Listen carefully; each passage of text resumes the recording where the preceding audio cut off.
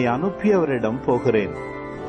ஆனால் உங்களுள் எவரும் நீர் எங்கே போகிறீர் என்று என்னிடம் கேட்காமலேயே நான் சொன்னதை குறித்து துயரத்தில் மூழ்கியுள்ளீர்கள். நான் உங்களிடம் சொல்வது உண்மையே. நான் போவதால் நீங்கள் பயனடைவீர்கள். நான் போகாவிட்டால் துணையாளர் உங்களிடம் வரமாட்டார். நான் போனால் அவரை உங்களிடம் அனுப்புவேன். அவர் வந்து பாவம், நீதி, தீர்ப்பு ஆகியவை பற்றி உலகினர் கொண்டுள்ள கருத்துகள் தவறானவை என எடுத்து காட்டுவார். பாவம் பற்றி அவர்கள் கருத்து தவறானது, ஏனெனில் என்னிடம் அவர்கள் நம்பிக்கை கொள்ளவில்லை.